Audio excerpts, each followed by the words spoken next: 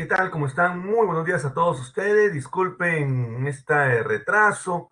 El anterior docente no se retiraba de la sala, así que eso ha hecho que nos retrasemos bastantes minutos. Bueno, en primer lugar, entonces, muy buenos días a todos ustedes. ¿Qué tal? ¿Cómo estás? Alesia, Anamil, Daniela, Jesús, Carla, Lisandra, Lucía, Nicole.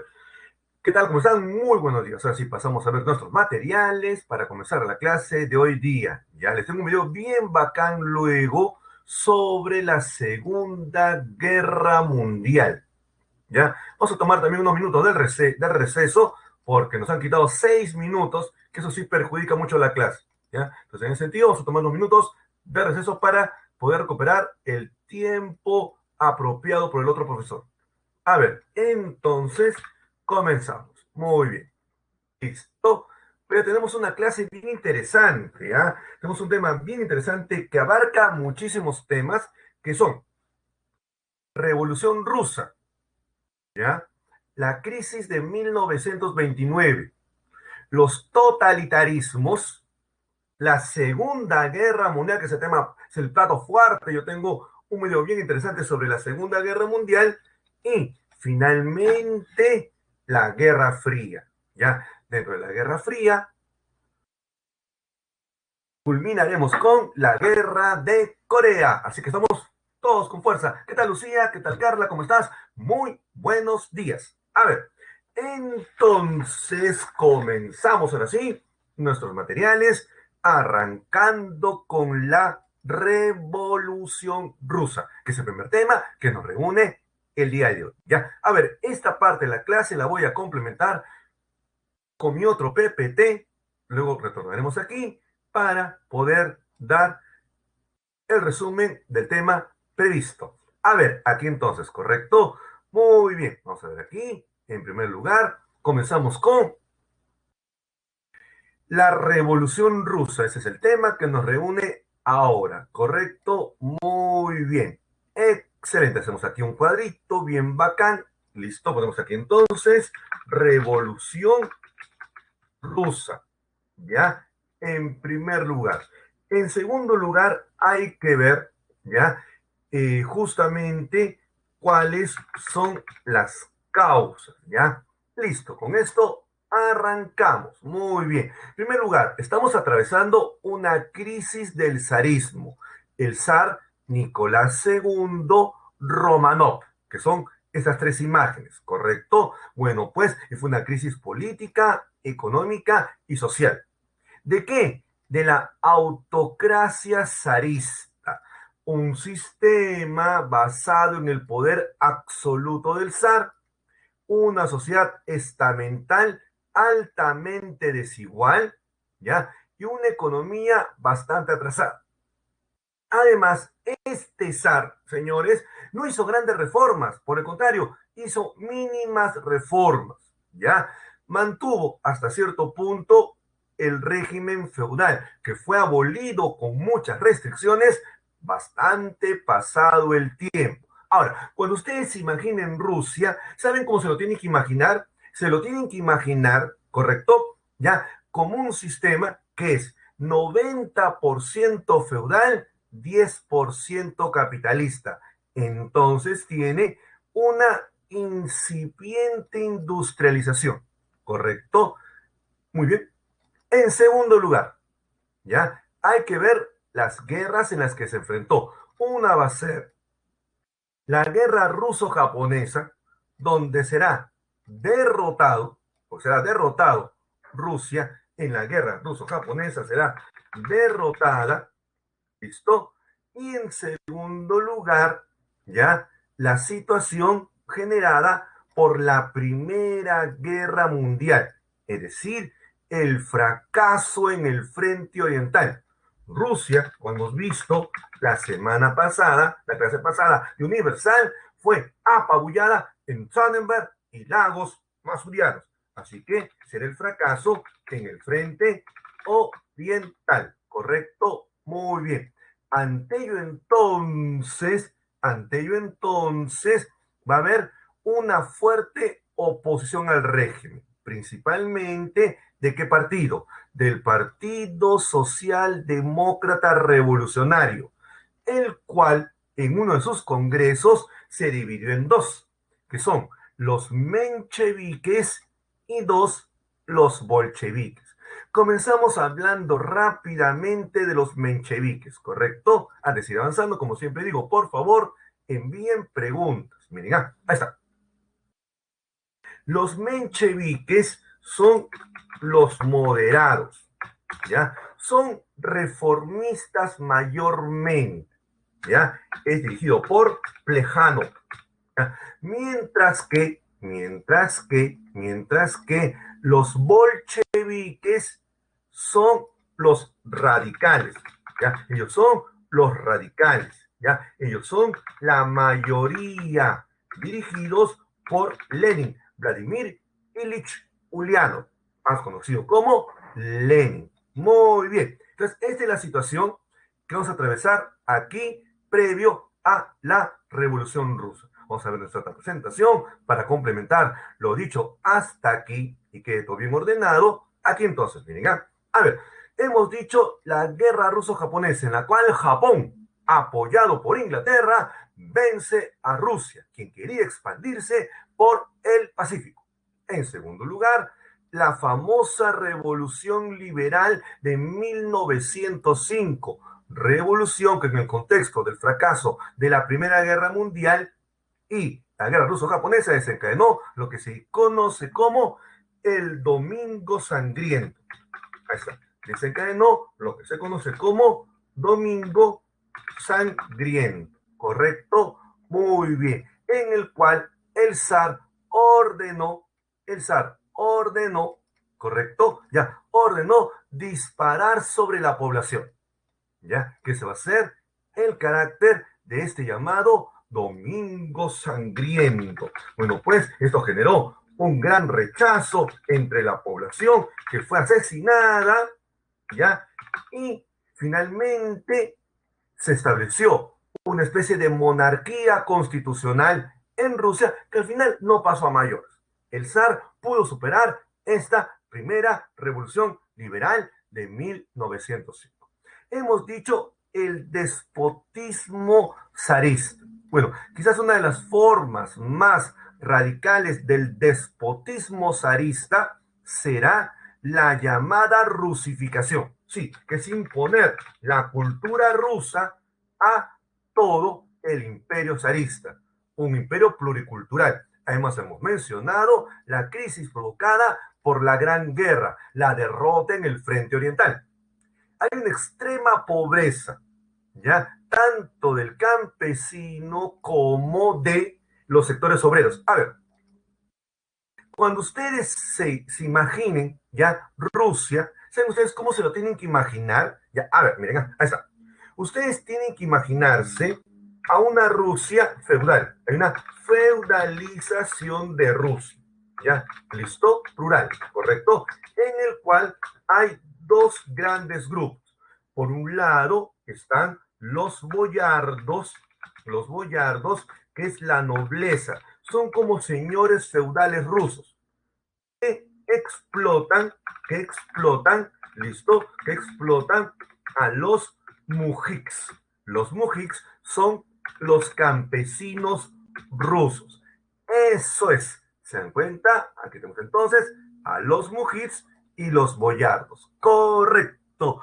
Muy bien. Excelente. A ver, y me falta, quiero poner uno más que es importante, ¿ya? ¿Saben cuál quiero colocar aquí como otro causal? ¿Ya? La influencia de Rasputín, este monje siniestro, ¿ya? Influencia de Rasputín sobre los zares, que es importantísimo. Correcto. Ahora sí, ya, como siempre digo, por favor, entonces, si fueran tan gentiles, pregunten, es un tema bien bacán, eso de la llamada Revolución Rusa. A ver, nos dice Diego, ¿y por qué Rusia todavía sigue siendo un tipo feudalismo? Porque no tuvo revolución industrial. Era un sistema netamente absolutista, no se modernizó, ¿ya? Vuelvo a repetir, cuando ustedes se imaginen Rusia, deben imaginárselo así. 90% feudal, dominado por los boyardos, y 10% moderno, capitalista, industrial. De esa manera, creo que se puede entender mejor el caso ruso. A ver, vuelvo aquí con mi otro PPT que está bien chévere para seguir hablando de la llamada Revolución Rusa. Aquí va. La Revolución de 1917, que se divide en dos, la de febrero y la de octubre. La de febrero, donde cae el zar Nicolás II, debido a qué, ya hemos dicho, al descontento de la Primera Guerra Mundial. Muere muchísima gente en el frente oriental. Además, hay una enorme huelga general y revueltas en Petrogrado. Petrogrado, que queda en San Petersburgo, es una ciudad eminentemente industrial. Es una de las pocas ciudades industriales modernas de Rusia. Aquí, entonces, ¿qué fue lo que pasó? Bueno, pues que el Soviet de Petrogrado, ¿ya? ¿Correcto? Antes de eso, primero tengo que definir qué es un soviet, ¿correcto? A ver, cuando hablamos de soviet, antes que nada, los soviets son comités de campesinos, de obreros y de soldados, ¿se dan cuenta?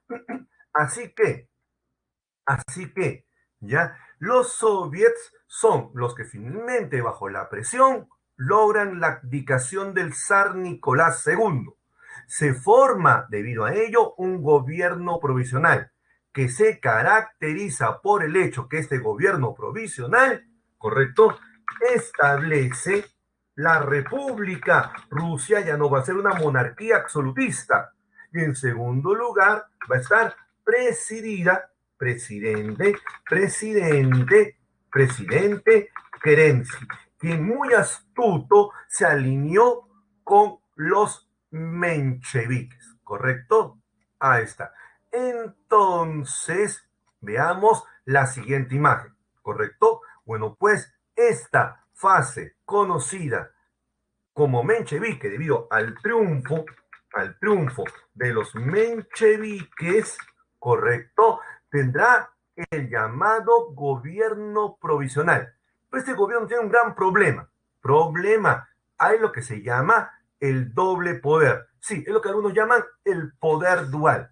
¿Qué implica esto? Por un lado están los soviets, ¿ya? Y por otro lado está el mismísimo gobierno provisional, que sus reformas resultan escasas, ¿ya? Lo que la gente quiere son importantes reformas. Lo que la gente quiere es irse de la Primera Guerra Mundial, lo que no va a llevar a cabo justamente este gobierno provisional. Vamos a ver nuestra otra presentación, ¿correcto? Muy bien por aquí.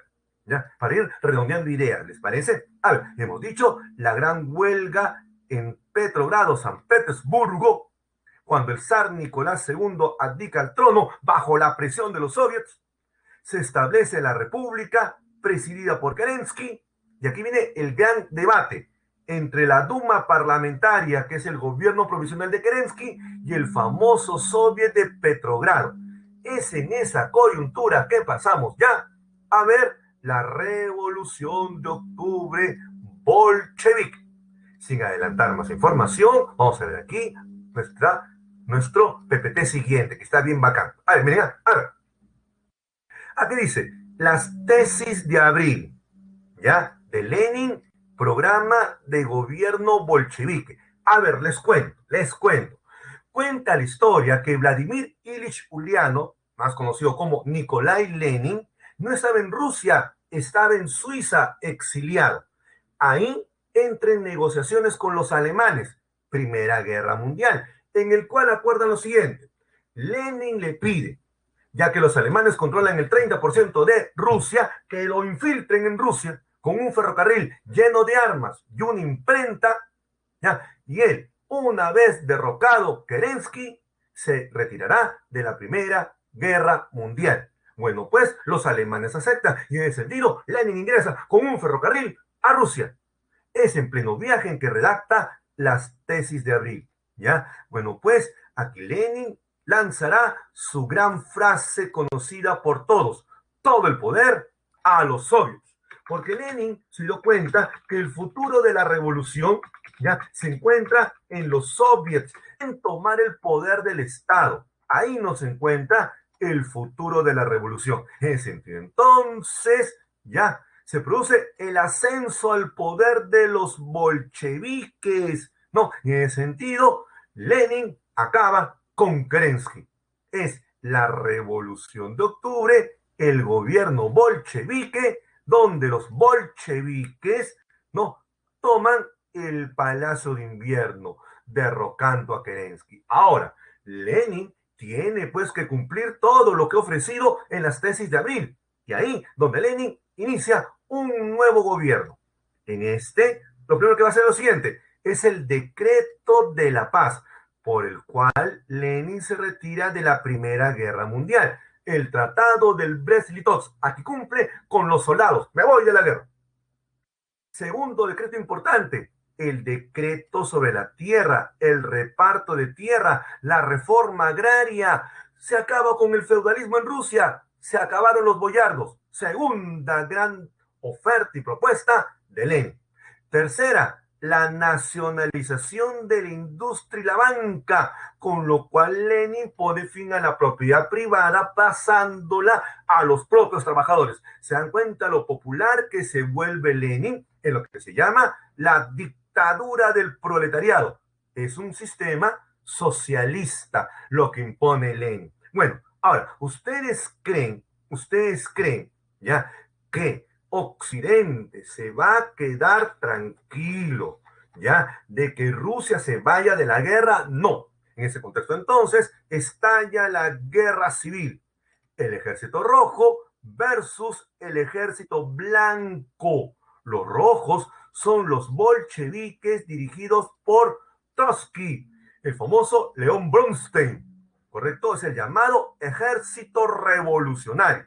Ahí está. Entonces, cuando hablamos del ejército rojo, es el llamado ejército revolucionario. Contra los blancos. ¿Quiénes son los blancos? Los blancos son los opositores, son los contrarrevolucionarios que están apoyados por las grandes potencias de Occidente, que Rusia se retire de la Primera Guerra Mundial, como es Norteamérica, Francia, Inglaterra, y además no quieren que se expanda el comunismo. Esta es lo que se conoce como la contrarrevolución dirigida por Kornilov. Ahí está, es la contrarrevolución del famoso Kornilov. Kornilov fue el jefe supremo de la Fuerza Armada rusa en la época del zar Nicolás II. Finalmente, en esta guerra sangrienta, bajo el liderazgo de Trotsky, vencen los rojos brillantemente. Es ahí entonces en que Lenin, fortalecido, ¿qué va a hacer? Va a crear la Unión de Repúblicas Socialistas Soviéticas. Sí, te viene la palabra soviéticas, porque él cree que el futuro de la revolución está en el soviet. Pero también él, bajo influencia de Trotsky, ¿ya?, se lanza la Tercera Internacional Comintern.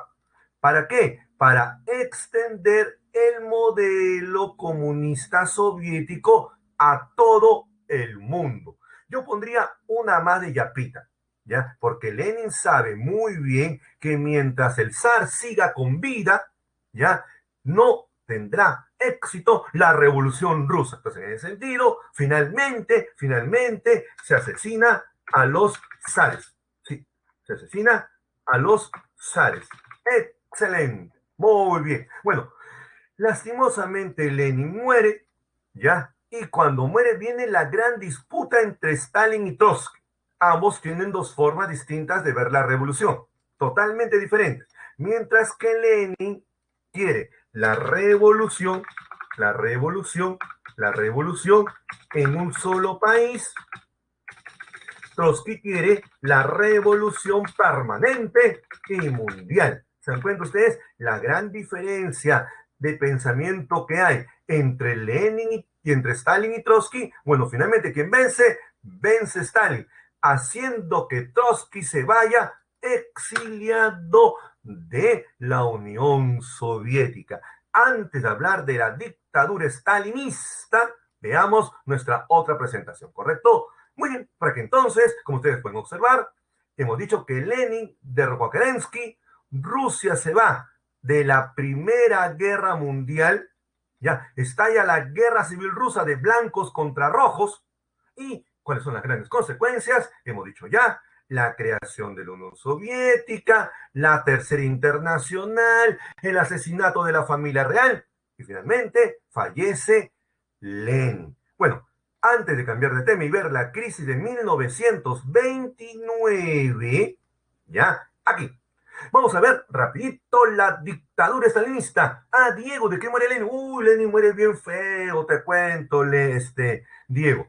A Lenin le da un paro cardíaco con derrame cerebral y muere de manera fulminante. Era una persona que trabajaba demasiado, prácticamente no dormía. Y bueno, de esa forma murió Lenin. Bueno, pero una cosa es Lenin y otra cosa es Stalin. Ahora, la Unión Soviética bajo la dictadura de Stalin. A ver, Stalin desarrolló lo que se conoce como culto a la personalidad. Era un personaje realmente idolatrado en la Unión Soviética. Fue una de las... A ver, fue un genocida, así como suena, fuerte pero directo tengo que decirlo, fue un genocida. ¿Ya? Él llevó a cabo una represión y eliminación de los opositores.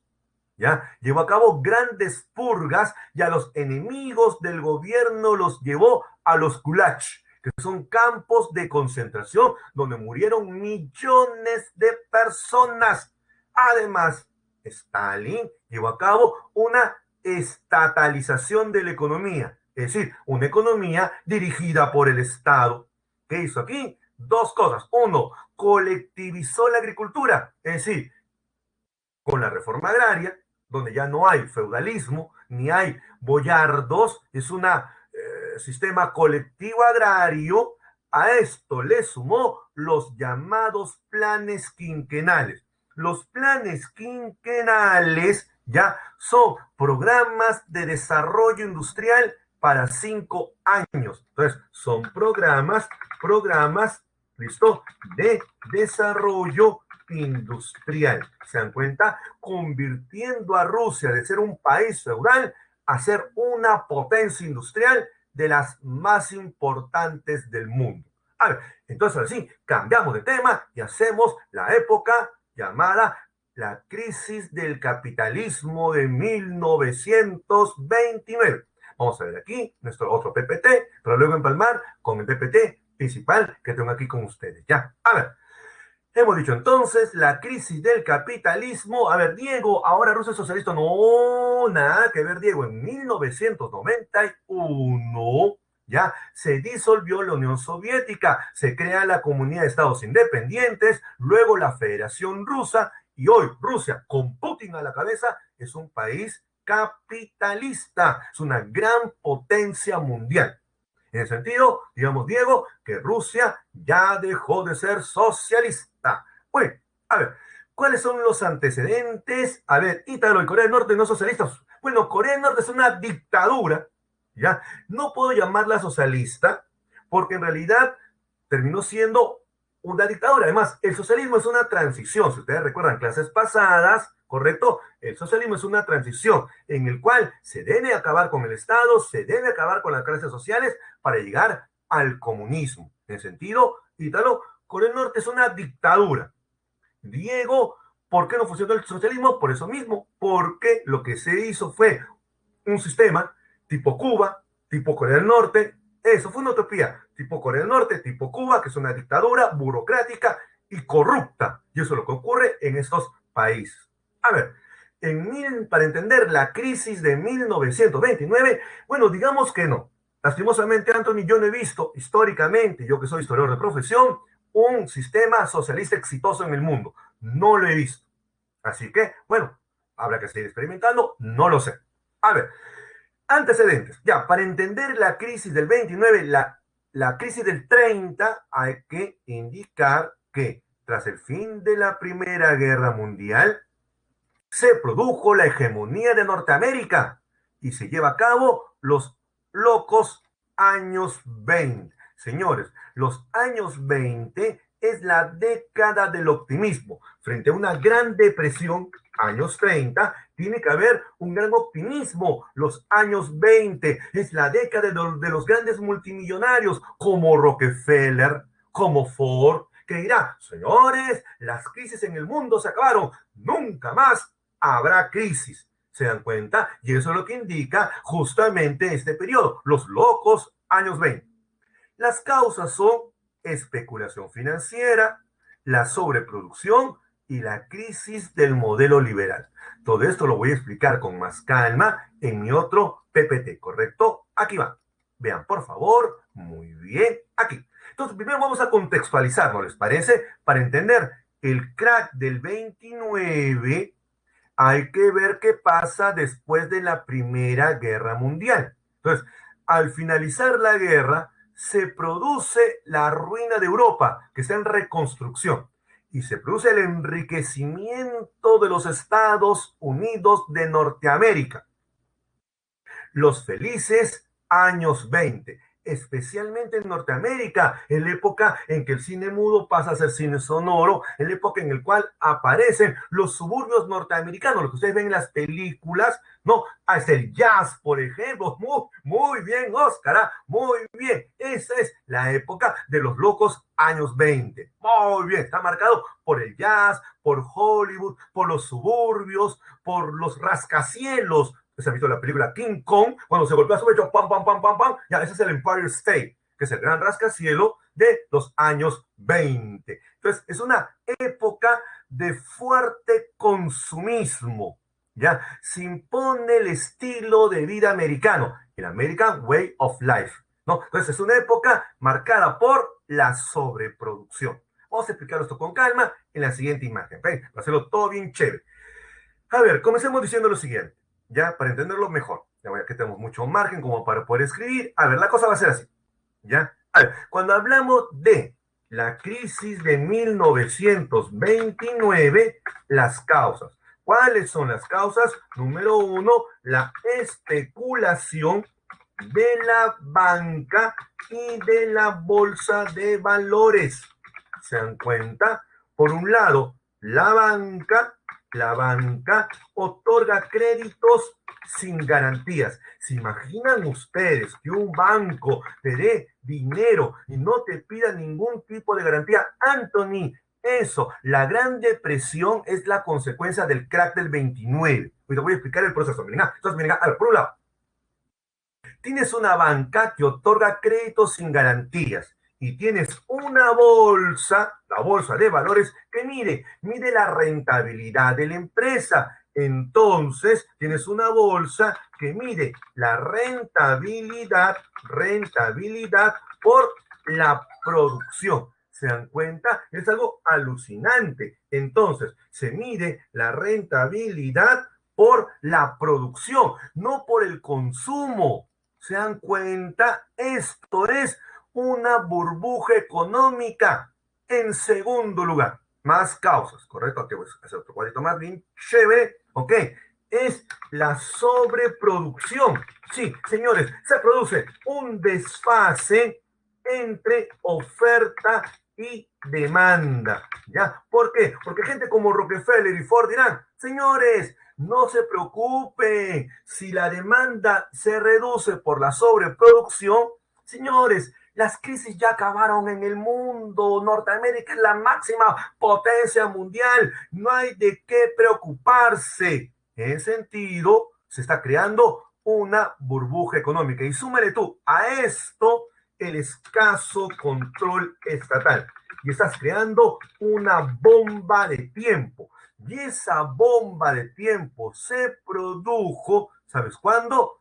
Aquí está, el crack del 29. Bueno, pues se produjo justamente en el llamado Jueves Negro. Ahí está. Pues aquí hay que colocarlo bien chévere. El llamado Jueves Negro, el Jueves Negro, ¿listo? En la bolsa de Wall Street, Nueva York, ¿ya? En la bolsa de Wall Street, Nueva York, ¿qué ocurrió? Sí, miren,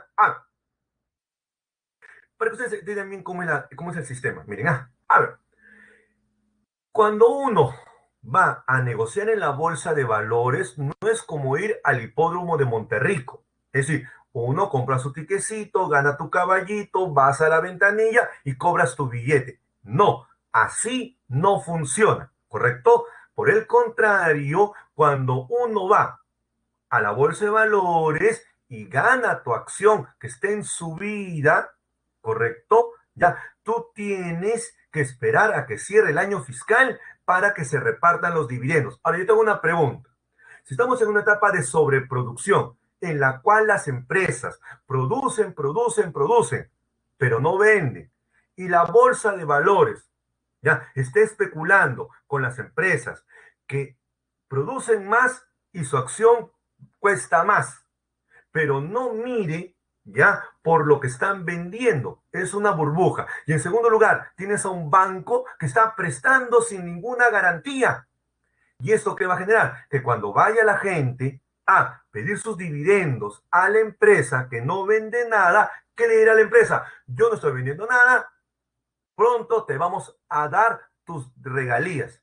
Y bueno, pues llega el jueves negro, se ponen en venta 13 millones de acciones que no tienen comprador, se produce lo que se llama en economía una corrida financiera, la gente no compra las acciones y se produce el crack, la caída de la bolsa de valores de Wall Street, Nueva York.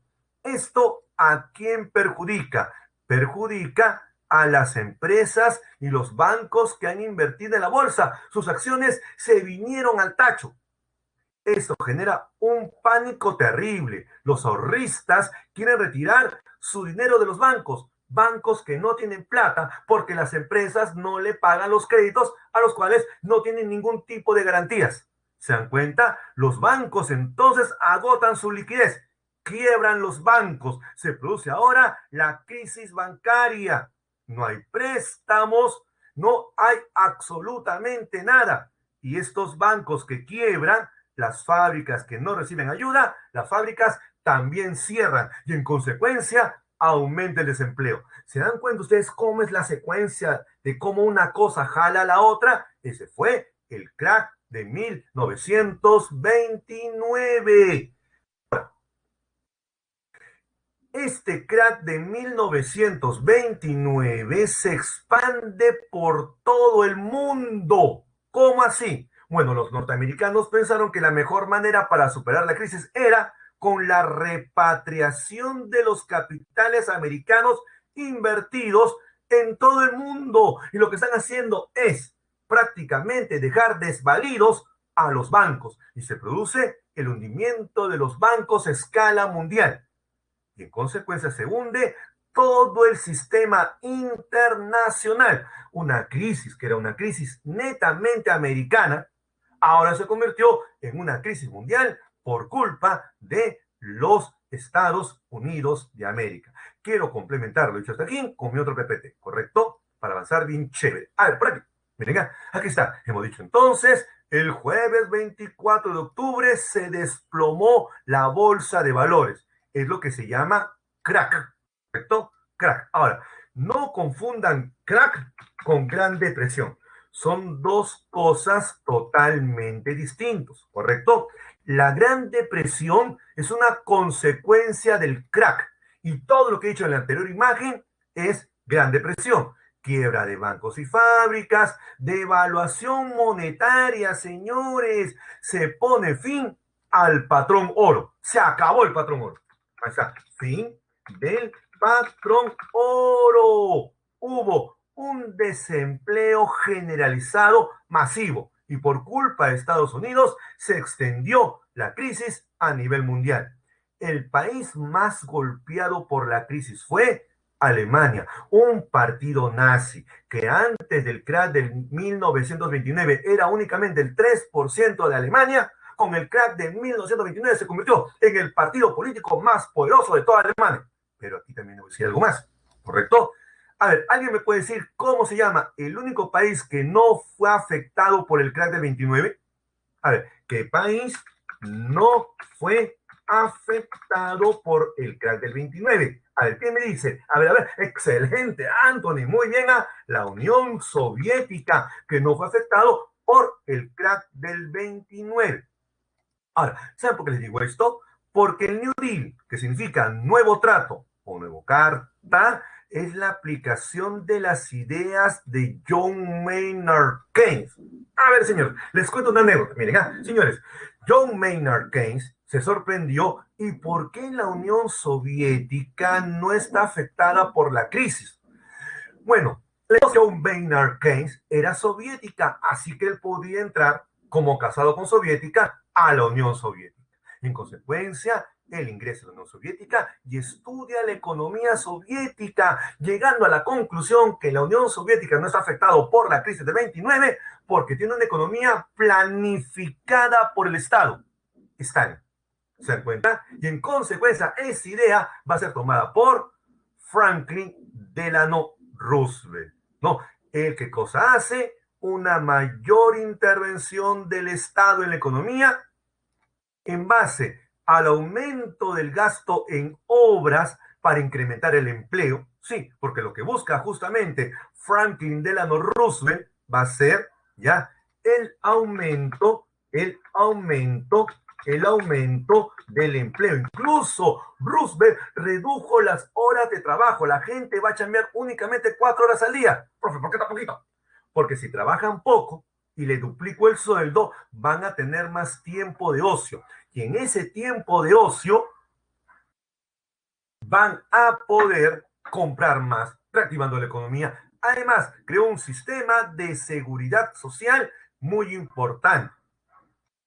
Porque miren, junto con el aspecto económico va de la mano con una gran reforma social. Educación, salud, vivienda y trabajo de calidad. Eso se llama seguridad social, ¿correcto? Ya, antes de ver el tema del fascismo, vamos a complementar nuestro otro PPT bien chévere aquí con ustedes. Ya, a ver, muy bien. Listo, aquí está. Franklin Delano Roosevelt, presidente norteamericano, aplica el New Deal, que es la intervención del Estado. Van a haber intervenciones económicas e intervenciones sociales. Yo te voy a indicar cuáles son las más importantes intervenciones económicas de el New Deal. 1, las obras públicas. 2, va a estimular la inversión para que haya crecimiento económico.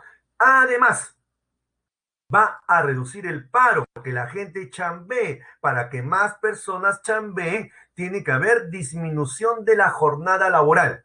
¿Se dan cuenta ustedes qué brillante fue Franklin Delano Roosevelt? Bueno, pues ese fue el New Deal. Ahora vamos a hablar de los regímenes fascistas. A ver, comencemos.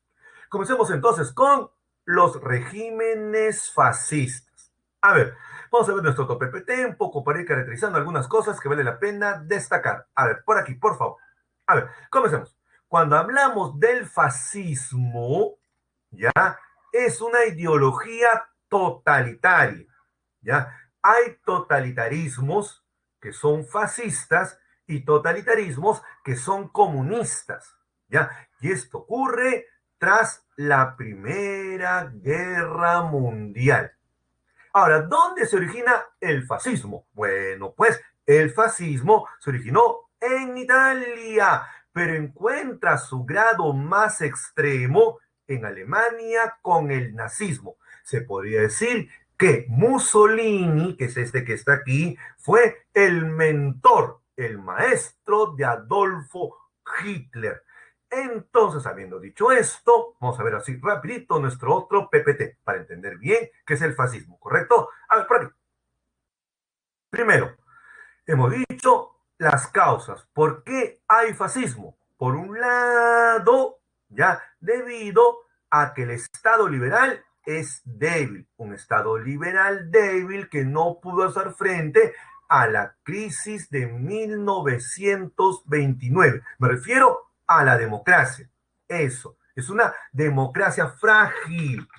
Eso, democracia frágil. Entonces, frente a la democracia frágil que no sabe cómo hacer frente a la crisis de 1929, hay un gran descontento de la población. Y esto genera, ¿ya? la aparición de poderosos movimientos de izquierda. Entiéndase ya la palabra izquierda como comunismo. Eso. Entonces, entiéndase la palabra izquierda como comunismo. Además, súmale tú los sentimientos extremos nacionalistas que cuestionan los tratados de paz, el de Versalles. Claro que sí, porque Versalles, señores, no benefició a todos.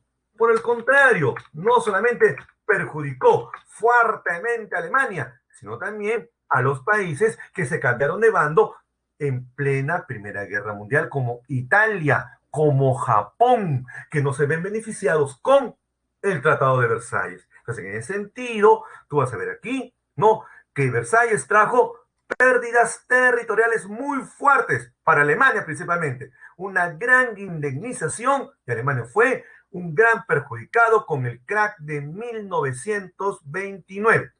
Antes de ver las características del fascismo, aquí vamos a ver nuestro otro PPT. Por aquí, miren, ahí está. Hemos dicho causas. El Tratado de Versalles, la crisis que viene con la Primera Guerra Mundial, la crisis de 1929, el avance del comunismo socialista en Europa y cómo se van radicalizando los nacionalismos. Ya, para entender esto, ya vamos a ver con más calma cuáles son las características del fascismo. Voy a explicar en mi otro PPT esto del totalitarismo, el culto al líder, el anticomunismo, antiliberal, ultranacionalismo, antisemitismo, etcétera. ¿Correcto? Muy bien. Ahora vamos a ver aquí nuestro otro PPT. Excelente. Listo. Por aquí entonces, ¿ya? A ver, vamos a ver. En primer lugar, características de la ideología fascista. Uno, el nacionalismo. Yo diría, ¿ya? Que es principalmente, ¿ya? Este nacionalismo es chauvinista. Chauvinista, ¿correcto?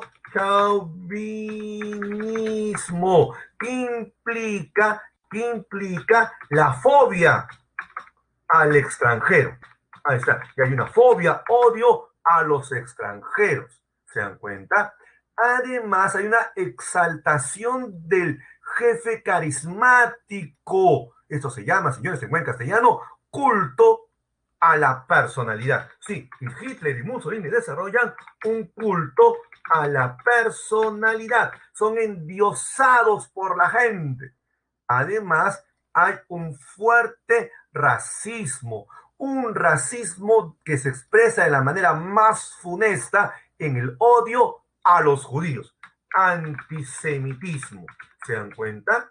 ¿Ya? Contra los judíos, radicalmente. Además, ¿ya? Hay un sentido de expansión territorial. Sí, hay un sentido imperialista. Hitler y Mussolini dirán, países con una gran herencia histórica, ¿ya? Por ejemplo, el Imperio Romano requiere un gran espacio para desarrollarse. La teoría del espacio vital. Los jóvenes es un fuerte elitismo. El sistema de partido único, el partido nazi en Alemania, el partido fascista en Italia. Además, hay un rechazo al parlamentarismo, al liberalismo y a la democracia. Señores, son anti todo, son antiliberales, antidemocráticos, ¿ya? Porque ellos tienen la idea, ¿ya? Que lo que se requiere es la represión autoritaria, porque la democracia no sirve para nada. Eso es lo que piensa Adolfo Hitler, autoritaria. Entonces, la democracia no sirve para nada, ¿correcto? En ese sentido. Entonces, ya, yo podría señalar algo más, ¿ya? Para que esto quede bien redondo, ¿ya? Hay un sentido también revanchista. Eso no se puede negar. Y hay un fuerte sentido también revanchista. Es el revanchismo contra Versalles, la dictadura de Versalles. Además, es un sistema totalitario, totalitarismo. totalitarismo. Es decir, hablamos de una omnipotencia del Estado. Una frase que a mí me encanta de Mussolini es: todo dentro del Estado, nada fuera del Estado. Y hablando justamente de Mussolini, comencemos entonces viendo el fascismo italiano. Aquí va. Fascismo italiano, al que nos dice nuestra tutora. Muy bien, excelente, gracias, muy gentil. A ver, todo parte de la creación del Partido Nacional Fascista Italiano en 1921, los Fascio di Combattimento. Estos fasci di combattimento son como grupos paramilitares. Su acción más alucinante fue la marcha sobre Roma, la famosa marcha sobre Roma, los famosos camisas negras, que eran 10.000, ahí se puede ver abajo, en dos fotografías, los camisas negras, ya, listo, acaban con la huelga comunista. Sí, porque antes que nada, señores, los fascistas odian a los comunistas.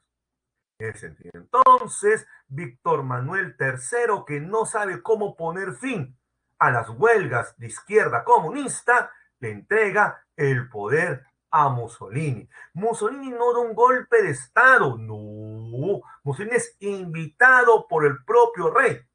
Y es ahí cuando Mussolini, que es primer ministro, pero él asume el cargo de duce.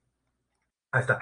Él asume con el cargo de duce. Entonces, aquí va a lanzar la famosa ley Rocco, que prohíbe los partidos y sindicatos. Señores, no hay oposición. Además, Mussolini firma los acuerdos de Letrán con la Iglesia Católica, donde nace el Vaticano en Roma. Finalmente, Mussolini va a llevar a cabo la invasión, porque él dice, no, un gran país requiere un gran territorio de Etiopía, que queda en África, y Albania, que es el país más pobre de Europa. Antes de hablar de el nazismo, vamos a ver nuestro otro PPT. ¿Ya? Vamos a utilizar unos minutitos de receso porque nos han quitado varios minutos de clase. Así que esto nos ha perjudicado mucho la presentación. A ver, hemos dicho entonces el Partido Nacional Fascista, la huelga general de izquierda comunista, los camisas negras, su gran marcha sobre Roma, acabando con este paro. Aquí se ve a Mussolini con sus camisas negras, ¿ya? Y Mussolini es elegido primer ministro como duce. La ley Rocco, Letrán, la invasión a Etiopía y Albania ya fueron explicados en su momento. A ver, ahora sí vamos a ver el nazismo. Todo parte cuando Adolfo Hitler, recontra astuto, funde el Partido Nacional Socialista Obrero Alemán, que es un juego de palabras finalmente, porque de socialista no tiene nada y de obrero no tiene absolutamente nada. Yo diría que únicamente es nacionalista. Bueno, pues todo parte a partir de, vamos a ver aquí nuestro PPT bien chévere, cuando Adolfo Hitler, ya la República de Weimar, que es el nombre como se le conoce a Alemania, porque aquí donde se firma la rendición alemana en la Primera Guerra Mundial, bueno, pues aquí entonces ya viene la gran inestabilidad política. Sí, el partido nazi de Hitler trata de dar un golpe de Estado, el famoso putsch, contra el gobierno de Hindenburg, pero fracasó. Sí, fracasó el putsch contra Hindenburg, ¿correcto? Bueno, pues es ahí cuando Adolfo Hitler va a prisión. Y en prisión, señores, escribe Mein Kampf, mi lucha. ¿Ya? Bueno, pues aquí en prisión, Hitler escribe los planteamientos más importantes del pensamiento nazi. Por ejemplo, la conquista del espacio vital. ¿Se dan cuenta? Bueno, pues esta conquista del espacio vital tiene que ver con el expansionismo alemán. Expansionismo alemán, brillantemente. Además, Hitler nos habla de la superioridad de la raza aria, confrontando con el antisemitismo que implica la persecución judía, ¿no? Además, Hitler nos habla del pangermanismo, que es la unión de todos los alemanes. O sea, el pangermanismo, que es la unión de todos los alemanes que están dispersos por Europa. Bueno, pues Hitler tiene una suerte única gracias a la crisis de 1929, ¿ya? Gracias a la crisis de 1929, un partido que era pequeño, que en 1930, ustedes comparen, 1924, chiquitito, partido nazi. 1932, luego del 29, tiene 196 escaños en el Parlamento alemán. Es la primera fuerza política. Bueno, pues en 1933, Hitler, señores, no da un golpe de Estado. Por el contrario, Hindenburg, que es un anciano, lo nombra canciller de Alemania y él asume con el cargo de Führer, que significa jefe o conductor. El Führer, ¿correcto? Muy bien. Complementariamente, entonces, ya viene ya teniendo el poder con el Tercer Reich, el incendio del Reichstag. Esto ya es cuando asume el poder e inicia el Tercer Reich. Ahí está. Bueno, ¿por qué tres Reich? El primer Reich es el Sacro Imperio Romano Germánico. El segundo Reich es la unificación alemana. Y el tercer Reich es con Adolfo Hitler. Y aquí incendia el Reichstag, culpando a los comunistas y a los judíos de haberlo llevado a cabo.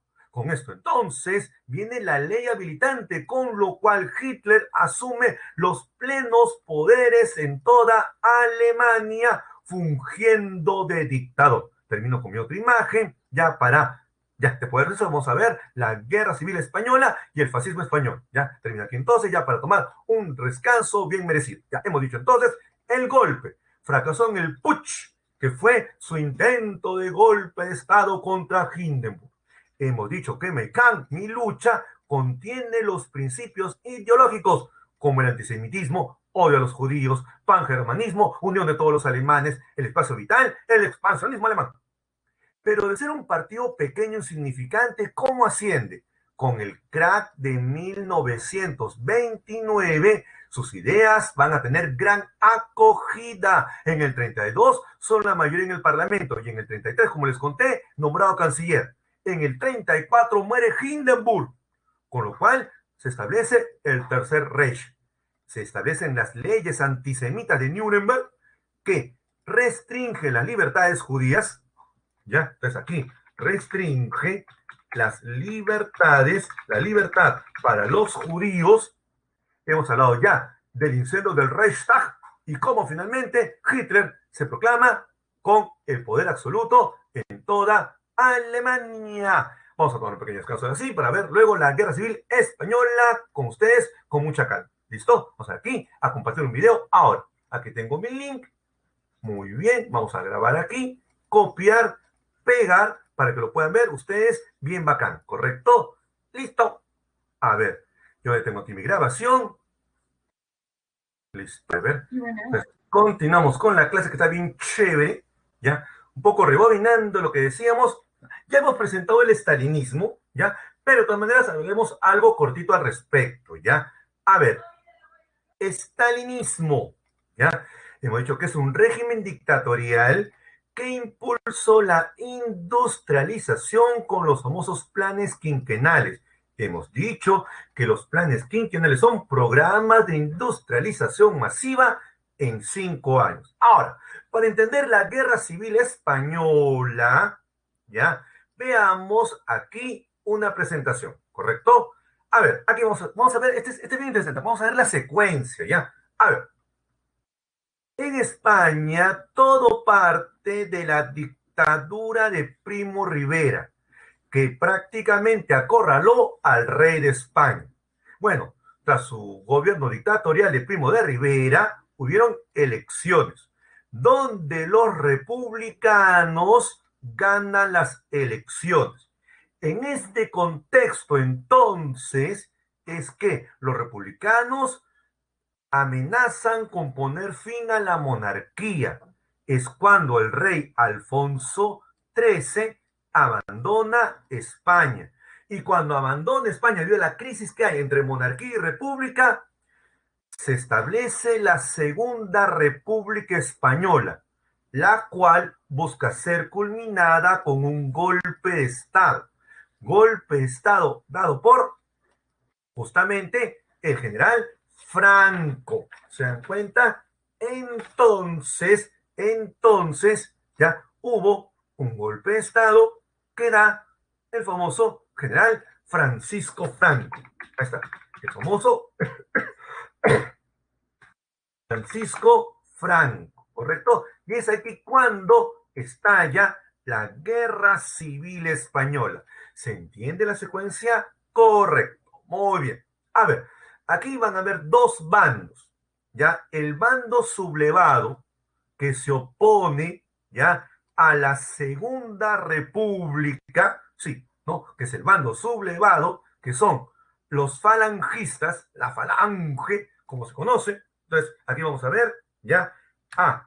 Los falangistas de Franco, quienes se oponen, ¿listo? A la Segunda República, que son contrarios a la Segunda República, ¿correcto? Muy bien. En segundo lugar, ellos se oponen al exilio de Alfonso XIII. ¿Ya? Ellos son los monarquistas, eso, son los monarquistas, ¿correcto?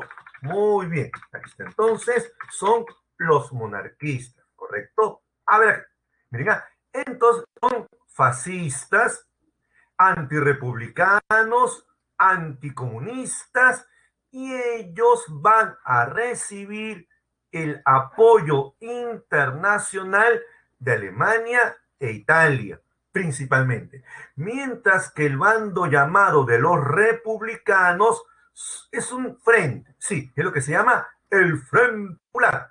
Ya, en este Frente Popular, ¿correcto? Ya, en este Frente Popular, ¿ya? Lo que vamos a ver que como frente junta a distintas ideologías de izquierda, demócratas, republicanos, y tendrá apoyo principalmente internacional de la Unión Soviética y las brigadas internacionales. Bueno, las grandes potencias de Occidente no se la quieren jugar. Esto es como una especie de laboratorio que va a confrontar a Hitler y Mussolini contra Stalin. Pero Stalin todavía no quiere llevar la revolución fuera de Unión Soviética, así que Stalin apoyará mínimamente al bando republicano. Por eso que, finalmente, quien gana la guerra, ¿quiénes son? Vencen los nacionalistas. Así que, finalmente, vencen el bando de los nacionalistas. Ahí está. Vencen entonces los nacionalistas, ¿correcto? Muy bien. Excelente. Listo. Así, vamos a ver nuestro otro PPT ya antes de entrar a la Segunda Guerra Mundial. Aquí va. Miren, ¿eh? Muy bien. Entonces, aquí está. Hemos dicho el falangismo que va a tener un rol importante en la guerra civil. Se funda en el 34 la famosa Falange Española, que son los nacionalistas, falangistas con apoyo de Italia, con apoyo de Alemania, son los monárquicos frente a los republicanos del Frente Popular, que tienen apoyo de Unión Soviética, Francia.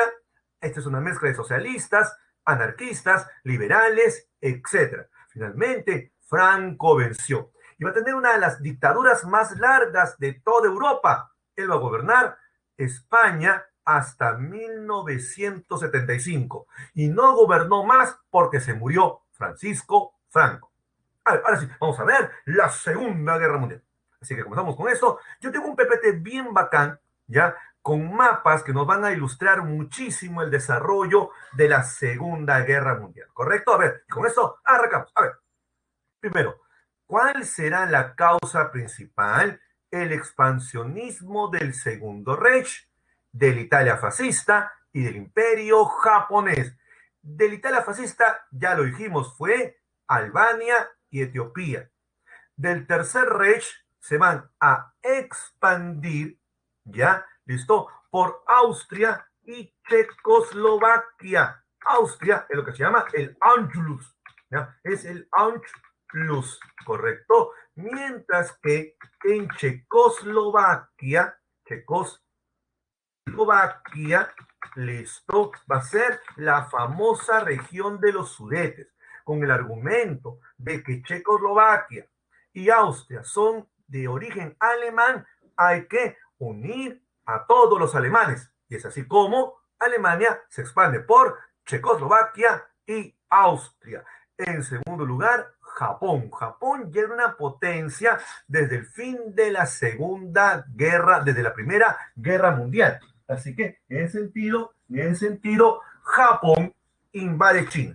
Esto lo hablaremos con más calma, ¿ya? Cuando nos toque hacer Revolución China. Y hablaremos de el estado de Manchuria o Manchukuo.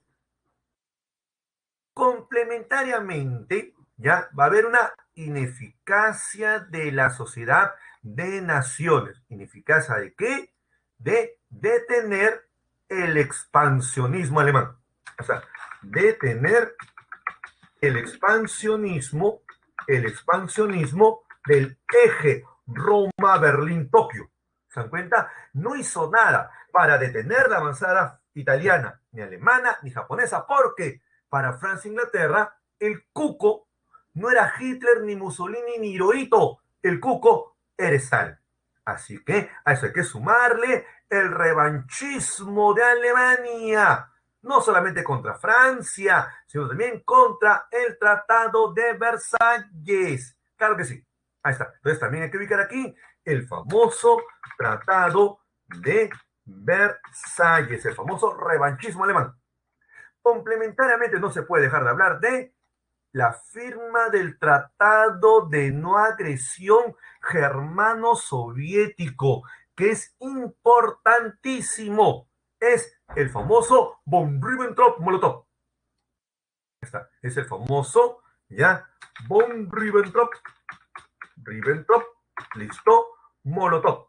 Ahí está, Molotov, en el cual, ¿ya?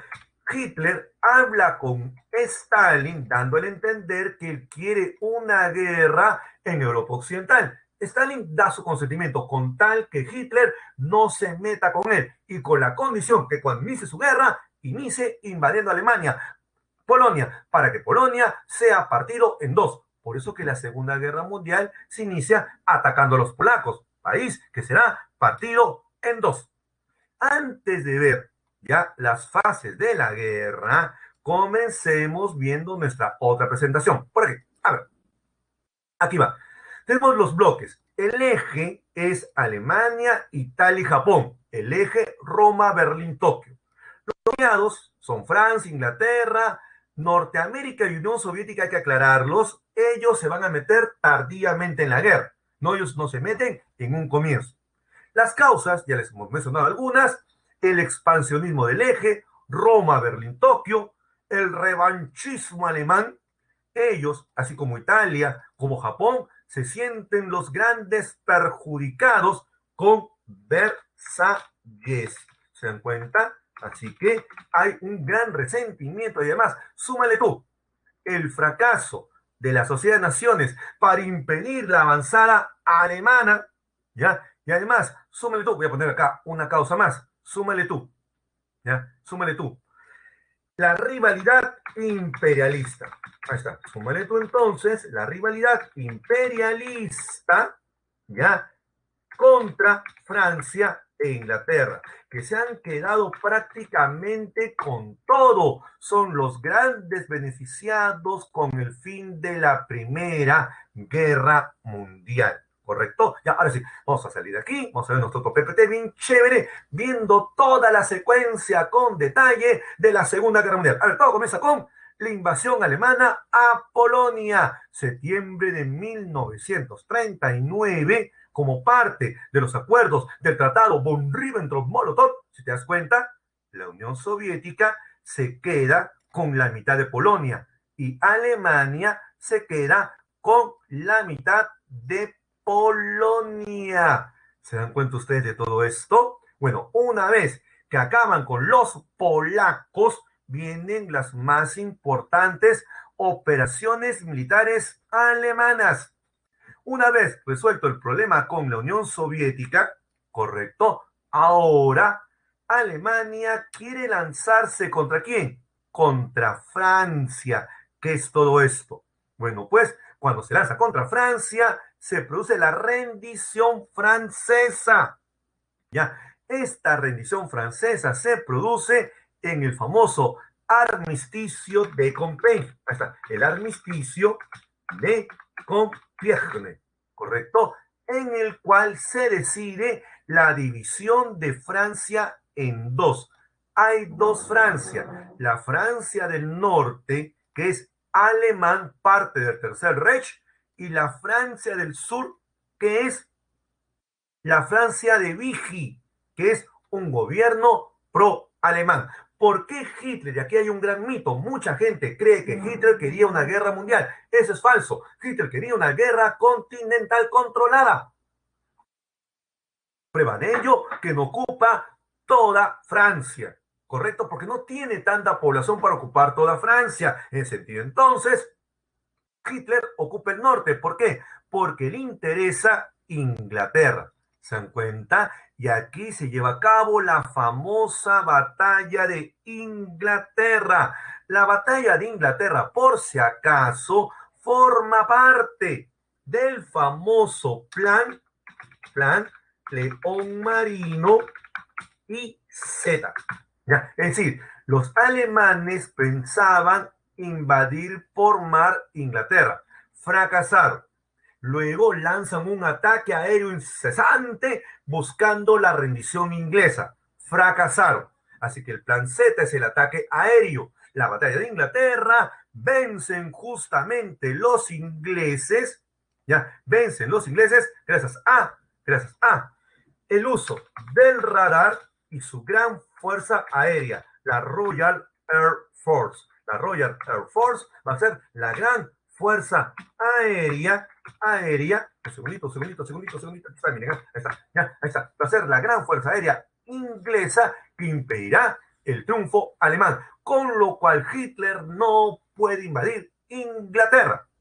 En ese contexto, entonces, uno se pregunta, ¿y por qué la Segunda Guerra Mundial se vuelve mundial?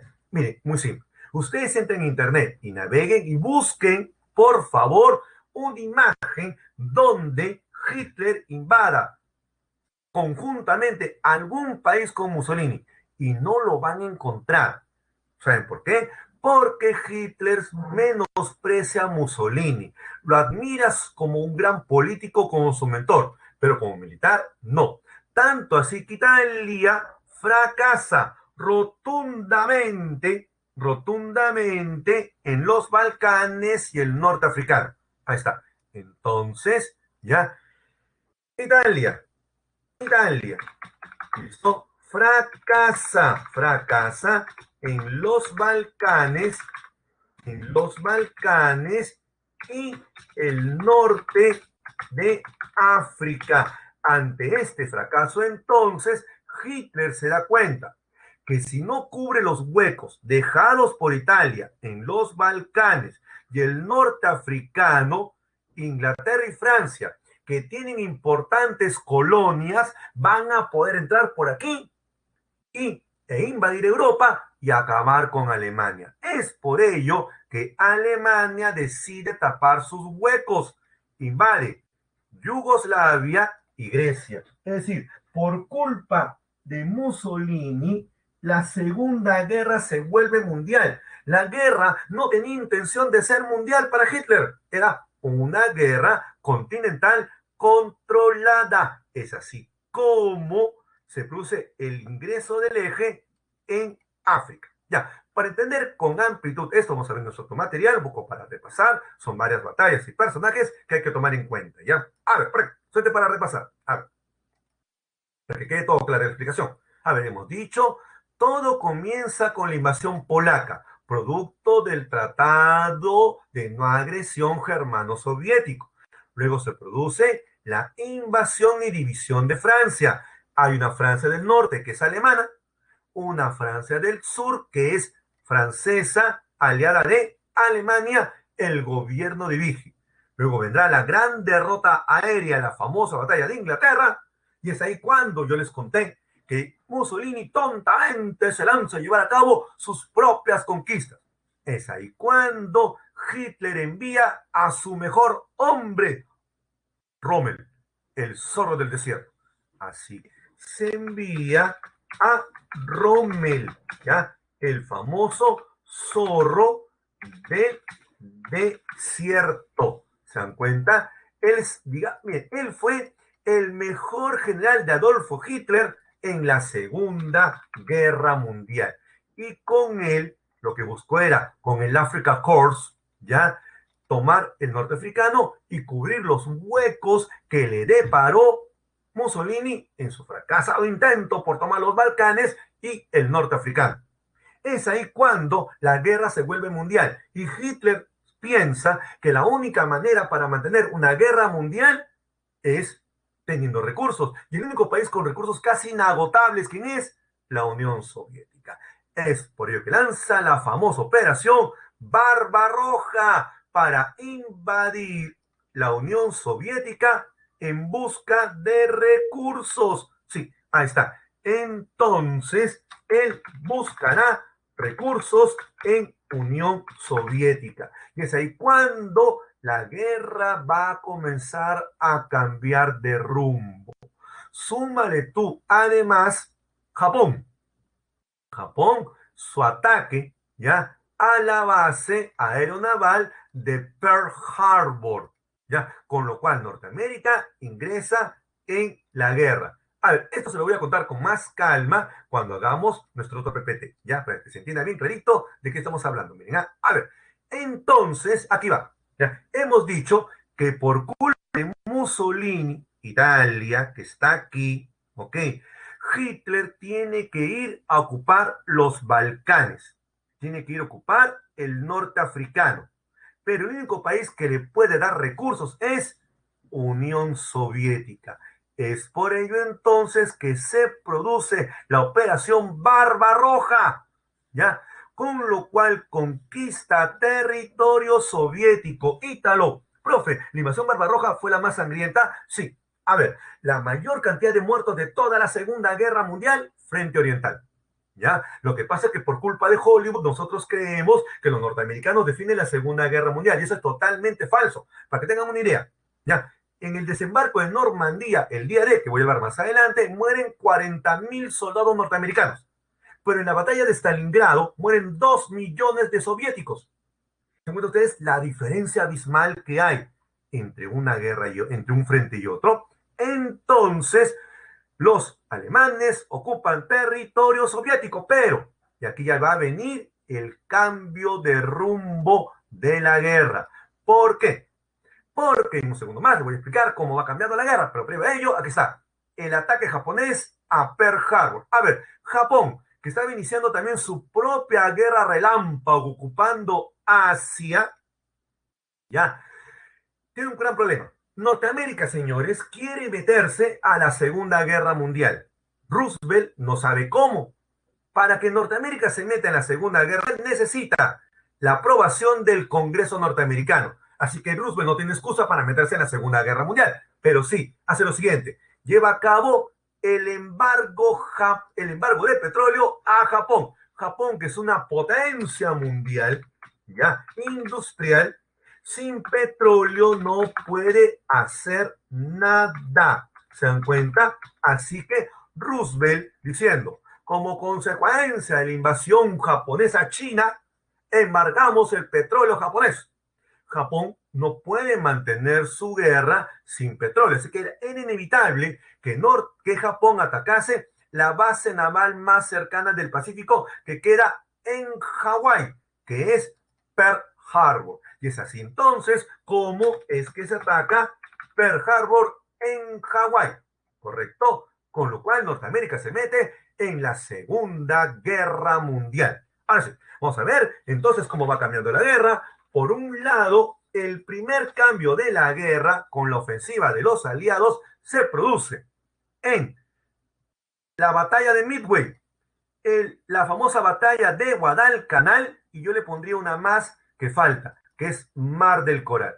Claro que sí. Entonces, Midway, Mar del Coral, Mar del Coral, listo, y Guadalcanal detuvo el avance de Japón por parte de Estados Unidos de América. Aquí destaca Douglas MacArthur de los Estados Unidos de América, quien brillantemente detiene el avance japonés.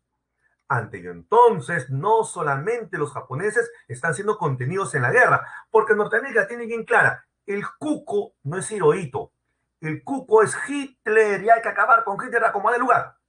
Es por ello entonces, ya, que aquí la guerra va cambiando de giro. Es la ofensiva de los aliados.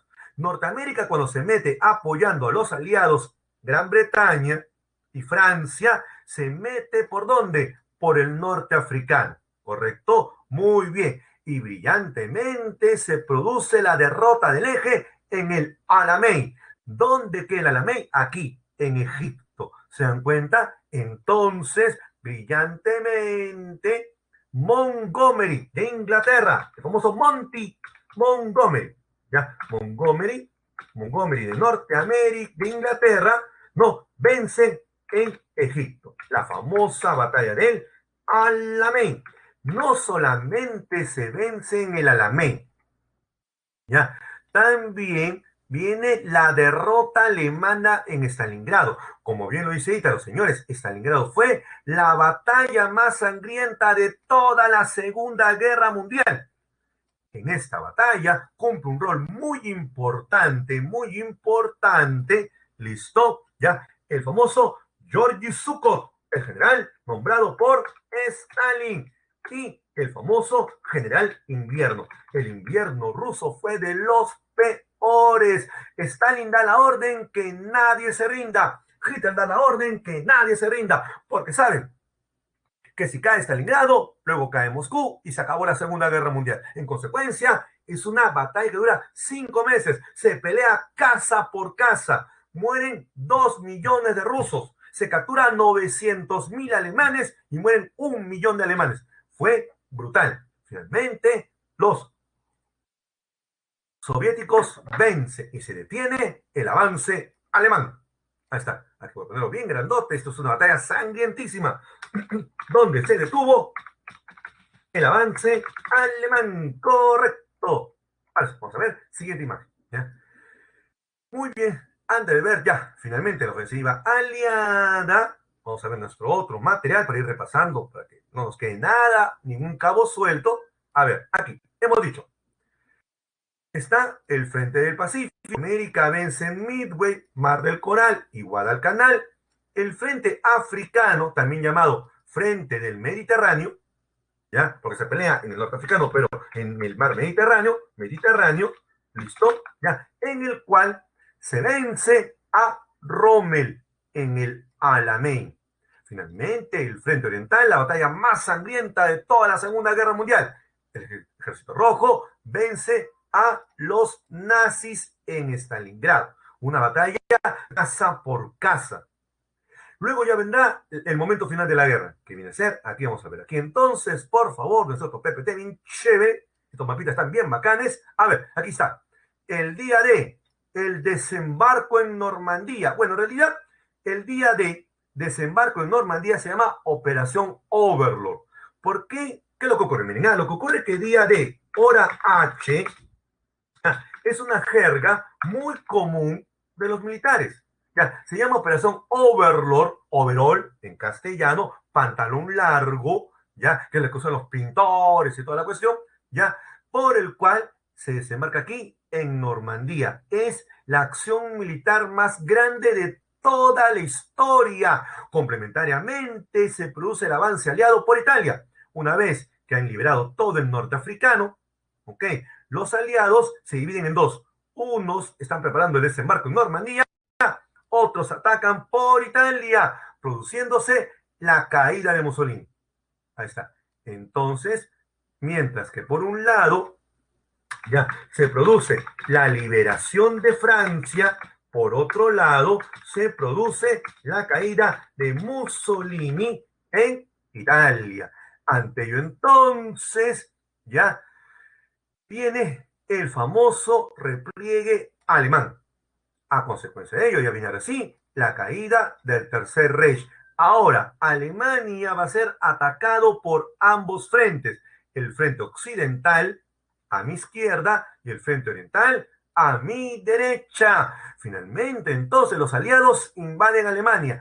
¿Quién será el primero en llegar? Llegan los soviéticos. Los soviéticos invaden Alemania, se dirigen a Berlín y es aquí cuando Hitler, sabiendo que los soviéticos no le van a perdonar la vida, decide suicidarse. Y Hitler termina con su vida. Es así como va acabando la Segunda Guerra Mundial. Pero todavía nos queda, señores, que Japón no se rinde y viene el contraataque norteamericano. Ahora sí, ya muerto Hitler, asesinado Mussolini, vamos contra Japón. Y aquí se ve, miren ustedes, hay dos batallas impresionantes en pleno suelo japonés, Okinawa e Iwo Jima. Lastimosamente, Roosevelt se murió. Truman calcula, que es un pretexto más que nada, calcula que morirán 50.000, medio millón de soldados norteamericanos ocupando isla por isla japonesa. Es por ello ya que sucedió a Roosevelt, listo, ok, decide lanzar las bombas atómicas en Hiroshima y Nagasaki, que son las bombas nucleares, con lo cual se pone fin a la Segunda Guerra Mundial. Señores, en Hiroshima, 60.000 muertos, Nagasaki, 80.000 muertos. Se produce entonces la rendición japonesa. Aquí está. Japón continúa combatiendo, como hemos contado, Truman, decide utilizar la bomba atómica. Aquí está. Nagasaki, Hiroshima. Con lo cual, Japón se rinde de manera incondicional. Antes de ver las consecuencias de la Segunda Guerra Mundial, veamos aquí nuestro otro PPT. Hemos dicho, en el frente occidental, Norteamérica, recontrabandido, invade Italia, porque Norteamérica va a lo seguro. Primero va por el norte africano, acaba con Rommel, luego va por el sur de Italia, donde los italianos recontrabandidos se cambian de bando, ni bien ven a los norteamericanos, cayendo Mussolini, ¿ya? Y luego viene ya la operación Overlord, el día D, que es el desembarco en Normandía, que produce la liberación de Francia. Ahora, si ustedes se dan cuenta aquí, a mi derecha aparece la conferencia de Yalta. Ok, a ver, la conferencia de Yalta es lo que se conoce como la reunión de los tres grandes. Ahí está. Se reúnen los tres grandes, ¿ya? En Yalta, que queda en Ucrania, Unión Soviética, se acuerda la división de Alemania en cuatro. ¡Qué alucinante! Esto, señores, ya avisora lo que va a ser la Guerra Fría. ¿Se dan cuenta? Bueno, pues, final de la guerra.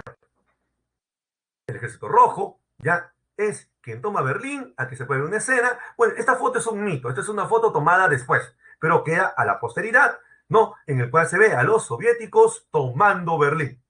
Luego vendrán las grandes conferencias de Yalta, la cual he mencionado aquí, Yalta, y luego Potsdam. A ver, Potsdam, donde se reúnen también otra vez los tres grandes, ¿ok?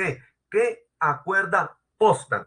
A ver, Potsdam, que queda en Alemania, Alemania acuerda la desnazificación de Alemania, acuerda, ¿ya? la desmilitarización de Alemania. Entonces, en Potsdam, ¿ya? Alemania, los tres grandes deciden cuál será el destino de Alemania. Ya está. Y se reúnen otra vez los tres grandes ahora en Alemania. Ven ustedes que lo que viene en un segundo más ya es la Guerra Fría. Hemos dicho también el ataque atómico en Japón. Por orden de Truman, presidente norteamericano. ¿Cuáles son las consecuencias? Vamos a verlo con más calma en otro PPT. Los juicios de Nuremberg, de Tokio, el establecimiento de la ONU. Norteamérica y Unión Soviética son las grandes potencias. Y un ratito más hacemos la Guerra Fría, ¿correcto? A ver. Muy bien. A ver. ¿Cuáles son las consecuencias de la Segunda Guerra Mundial? ¿Ya? A ver, en primer lugar, consecuencias demográficas. Miren ustedes la cantidad de muertos que hay con la Segunda Guerra Mundial, ¿ya? Entre 55 millones a 60 millones de muertos y 35 millones de desaparecidos. De esa cantidad, señores, ok, 20 millones fueron soviéticos. 20 millones, correcto, fueron de la Unión Soviética. ¿Se dan cuenta? Además, en el plano económico, grandes desplazamientos de población, una migración impresionante de países que quedaron totalmente destruidos. En el plano económico, la ruina y devastación de los países que intervinieron en la Segunda Guerra Mundial. En el plano político territorial, la emergencia de Norteamérica y la Unión Soviética armando bloques. Son lo que se conoce como las superpotencias. Son más que potencias, ¿correcto? Son las superpotencias. Sí, Norteamérica y Unión Soviética se convierten entonces en las grandes superpotencias. Nunca en la historia se había visto un despegue tan alucinante de países tras la Segunda Guerra Mundial, ¿correcto? También el avance vertiginoso de la descolonización será nuestro siguiente tema en clase, que es un hecho histórico trascendental. Además, se produce la división de Europa en bloques, producto de la bipolaridad. Entonces, hay una división de Europa, producto de la bipolaridad. ¿Se dan cuenta? Además, surge ya la Organización de las Naciones Unidas, ya reemplazando a la fallida Sociedad de Naciones. Así que reemplaza a la fallida Sociedad de Naciones, ya que realmente no pudo impedir el avance de Hitler por Europa.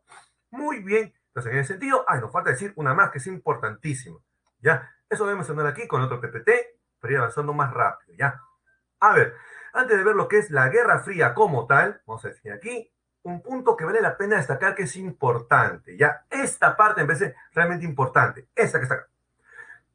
Los famosos juicios de Nuremberg. Señores, los juicios de Nuremberg y de Tokio, ¿ya? ¿Correcto? ¿Ya? Van a ser los juicios por criminales de guerra, ¿ya? En su condición de haber incentivado un holocausto o genocidio, ¿ya? Como el que se dio contra la población judía, contra la población china y contra la población gitana, que fueron prácticamente los gitanos exterminados de la faz de la tierra. Claro, lo que pasa es que uno siempre piensa en los judíos, es inevitable, pero digamos honestamente, el 90% de la población gitana a nivel mundial desapareció con la Segunda Guerra Mundial.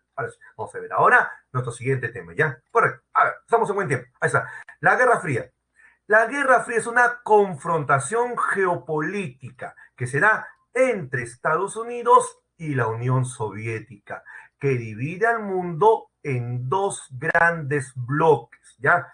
Esto es lo que se conoce como la bipolaridad, ¿ya? A ver, voy a poner aquí un concepto que es muy útil para entender lo que es la Guerra Fría, ¿ya? O sea, así, es un conflicto no bélico bipolar, ¿ya? ¿Por qué no bélico? Porque tú nunca vas a ver que un norteamericano le dispare a un ruso y tú nunca vas a ver que un ruso le dispare a un norteamericano. Aquí lo que se pone en juego son dos modelos, el capitalista y el socialista. Y fue una rivalidad que se llevó a todos los ámbitos, el político, el económico, el ideológico y de manera indirecta en el campo militar. Ahora, ¿cuándo se origina la Guerra Fría? A ver, como ustedes han visto, ya en clase se lleva a cabo en la etapa final de la Segunda Guerra Mundial, exactamente en las conferencias de Yalta y Potsdam, cuando los tres grandes en Yalta deciden partir a la pobre Alemania en cuatro, y luego en Potsdam, Alemania, quieren dirigir el destino de Alemania, ¿no? Desmilitarizándola, democratizándola. Diego, ¿cómo de manera indirecta en lo militar? Ah, claro, vuelvo a repetir, Diego, es que es un conflicto no bélico. Tú nunca vas a ver a un norteamericano disparar a un soviético. Lo que tú vas a ver es el uso de terceros. Por ejemplo, Corea del Norte contra Corea del Sur, Vietnam del Norte contra Vietnam del Sur, pero nunca una guerra directa entre la Unión Soviética y los Estados Unidos, ¿ya? ¿Cuáles serán sus características?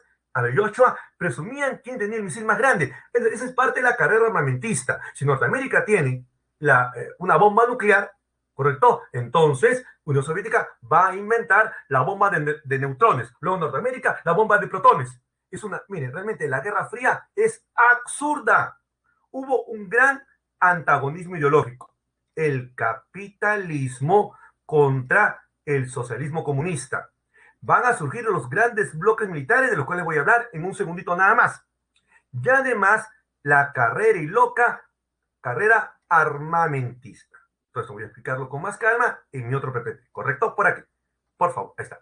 Entonces, aquí, y preguntas también chéveres, sus preguntas están, ahí está. Oscar, en la guerra de Corea supuestamente los pilotos norteamericanos y soviéticos lograron batallar. No.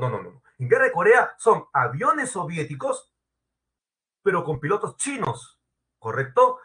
Y si hubo pilotos norteamericanos porque tuvo el aval de la ONU, ¿correcto? Pero el piloto norteamericano no mata a un piloto soviético, ¿se dan cuenta? Mata a un piloto chino. Eso vamos a hablar en un ratito más cuando hagamos la guerra de Corea. A ver, ¿cuáles son los elementos que configuran la Guerra Fría? En primer lugar, hemos dicho que es un conflicto político, ideológico, psicológico, suscitado entre dos potencias vencedoras, Estados Unidos y Unión Soviética, en la Segunda Guerra Mundial. Se llama fría, ¿por qué, profe? A ver, este nombre lo puso un periodista, ¿ya? Porque no hay declaración de guerra, ni se enfrentaron directamente Estados Unidos ni la Unión Soviética.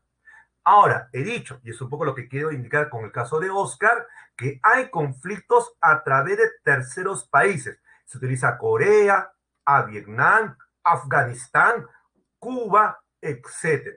¿Ya? Y cada una de esas superpotencias, porque son más que potencias, crea sus bloques, ejercen lo que se llama las áreas de influencia. Aquí tú no te puedes meter, dirá Unión Soviética, en Europa Oriental. Y Norteamérica dirá, aquí tú no te puedes meter, dirá Unión Soviética, Norteamérica, en Europa Occidental. Es parte de la bipolaridad. El mundo se parte en dos. Es un clima altamente competitivo. Pues se llama carrera armamentista. Hay carrera nuclear, hay carrera espacial. ¿Se dan cuenta? Es una competencia desatada, pero de forma indirecta, porque nunca van a utilizar estas armas. A ver, vamos a ver un poco esta diferencia, ¿ya? Aquí un paneo chiquitito, rapidito, para que podamos tener una idea de lo que voy a mencionar ahora. Miren, quiero que vean esta imagen. Ahí está, rapidito, aquí está. Norteamérica, Truman, ya que es el presidente que impulsa esto. Aquí está Unión Soviética con Stalin. Él representa el capitalismo, Norteamérica, Unión Soviética, el socialismo comunista. Vamos a hablar del Plan Marshall, de la Comecon, vamos a hablar de la OTAN y del Pacto de Varsovia, ¿correcto? A ver, con estas imágenes, con más orden, ¿ya? Aquí va, miren aquí. Muy bien, aquí entonces, vamos a ver aquí entonces, aquí va.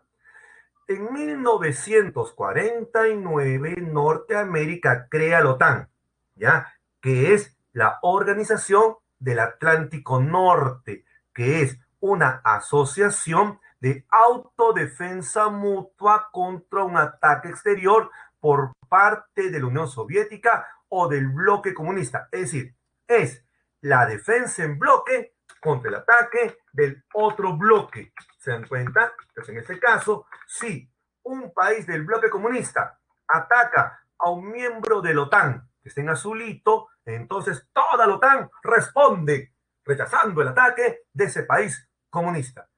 Igualmente, en el año 1955, Unión Soviética implementa el Pacto de Varsovia, que es igual, que es la defensa en bloque contra el ataque del otro bloque.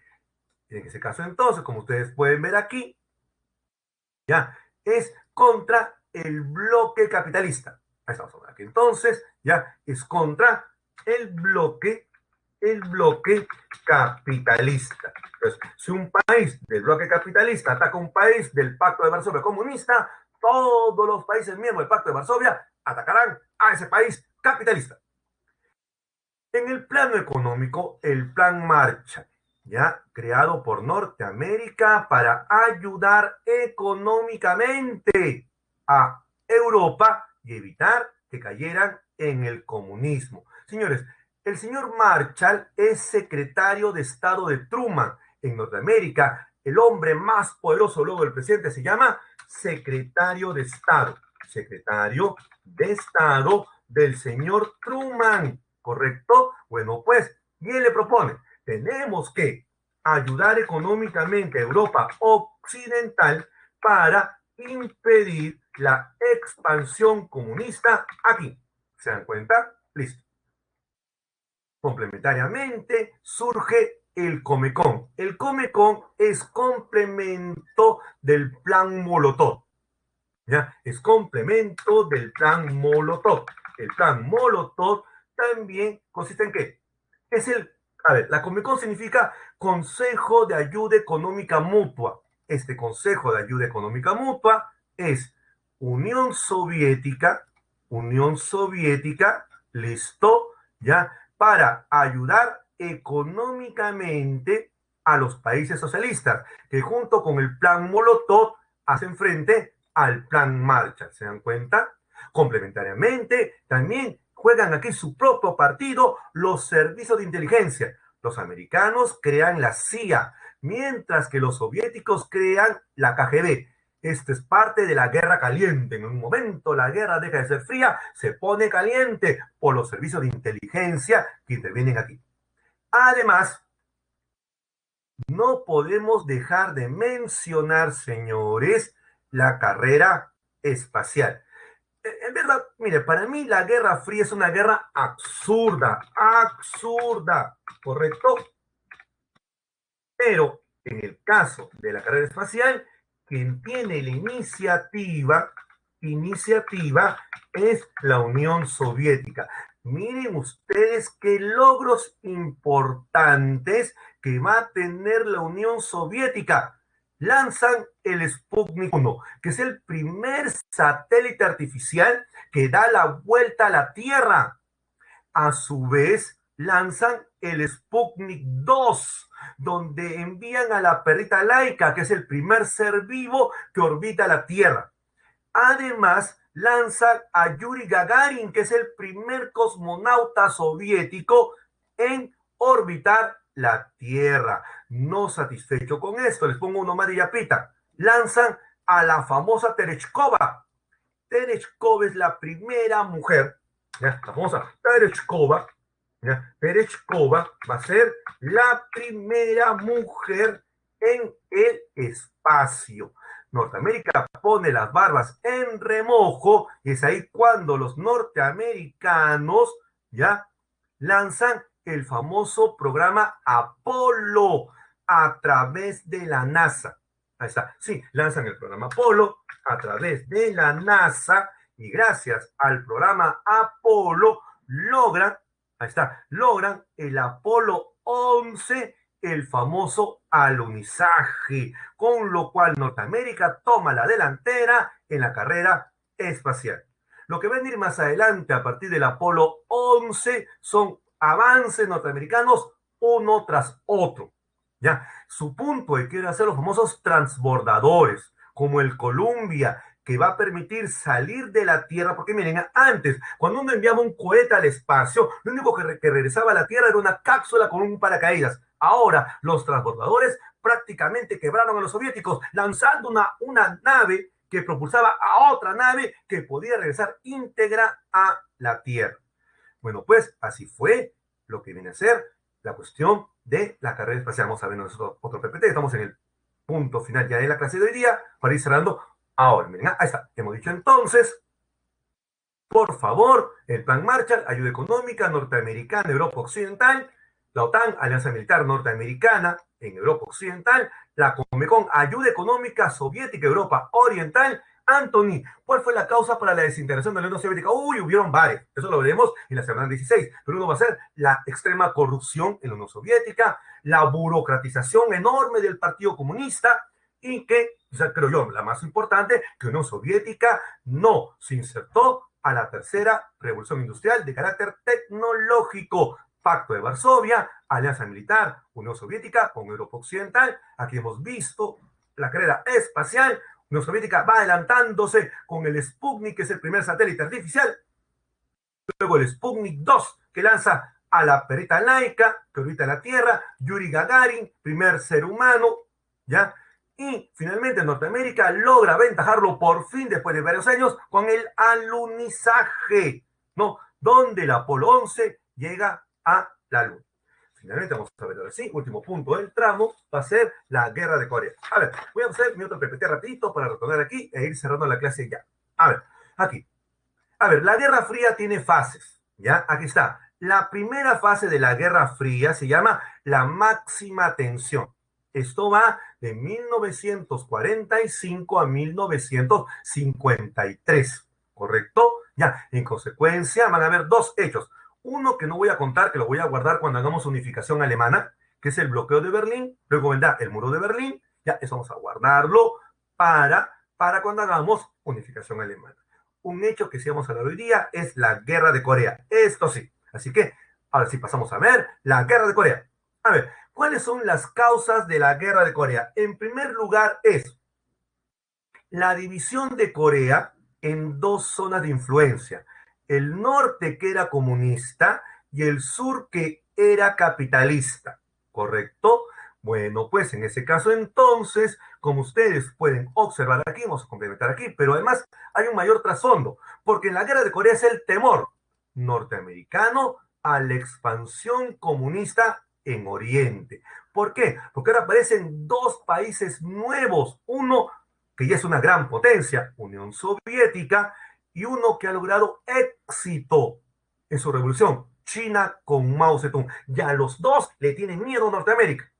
En ese sentido, entonces, ¿cómo se desarrolla la guerra de Corea? Cuando Corea del Norte, que es comunista, con el apoyo de China y la Unión Soviética, hay que aclarar. ¿Ya? A ver, cuando decimos apoyo de China y la Unión Soviética es apoyo directo y apoyo indirecto, ¿correcto? Entonces, digamos que, ¿ya? Directamente apoya a China, indirectamente la Unión Soviética. En cambio, Corea del Sur, que es capitalista, tendrá el apoyo de Norteamérica y la ONU. ¿Cuándo? A ver, toda la cuestión de la guerra comienza cuando Corea del Norte invade Corea del Sur. ¿Qué busca Corea del Norte? Reunificar Corea. ¿Qué hace? Cruza el famoso paralelo 38. Es ahí cuando la ONU, ¿ya?, decide enviar tropas, pero bajo el control norteamericano. Por eso que los norteamericanos, como tienen consentimiento de la ONU, sí se pueden meter en la guerra. En cambio, Unión Soviética y China No, pero como China es comunista y no forma parte de la ONU, los chinos apoyan directamente a los coreanos del norte. ¿Ven ustedes cómo se va desarrollando la guerra? Entonces, cuando Corea del Norte invade el sur, ahí comienza todo el tramo de la guerra. Es aquí entonces, miren ustedes cómo se va desarrollando. Norteamérica interviene ya con la aprobación de la ONU. Al comienzo el norte invade el sur y obtiene una gran ventaja. Luego se meten los norteamericanos y cuando expulsan a los coreanos del norte prácticamente a la frontera con China, es cuando China y Unión Soviética, China con 1 millón de soldados y Unión Soviética con armas, comienzan a desnivelar la guerra. ¿Se dan cuenta? Finalmente la guerra está acabando en un empate. Y es ahí cuando China ataca, Norteamérica retrocede, hay una amenaza nuclear por parte de Norteamérica, la guerra se va desbordando y finalmente esto acaba de una manera triste. Con eso voy terminando ya, vamos terminando aquí. No, finalmente la guerra acaba con el armisticio de Panmunjom. Por si acaso, señores, Panmunjom no es un acuerdo de paz, no es la paz, ¿ya? Es solamente un cese al fuego. A consecuencia de esto, entonces, las dos Coreas se mantienen divididas. No, se produce el aislamiento de Corea del Norte hasta el día de hoy y Corea del Sur se ha convertido actualmente en un tigre del Asia. Ahí está. Y el sur es hoy día un tigre del Asia, una gran potencia mundial. Bueno, yo en esta parte entonces no me queda nada más que acabar la clase y lanzar la encuesta a todos ustedes. Aquí va. Encuesta. Muy bien, encuesta docente. Entonces, dice aquí, ¿qué te pareció la explicación de la clase de hoy día? En la cual A, excelente, B, bueno, C, regular, D, malo y E, deficiente. Les agradezco muchísimo, ustedes son siempre tan gentiles, ya me están echando de la plataforma. Lanzo la encuesta de resultado. Muchísimas gracias, muy gentiles. Hasta la próxima sesión. Nos reencontramos el próximo lunes.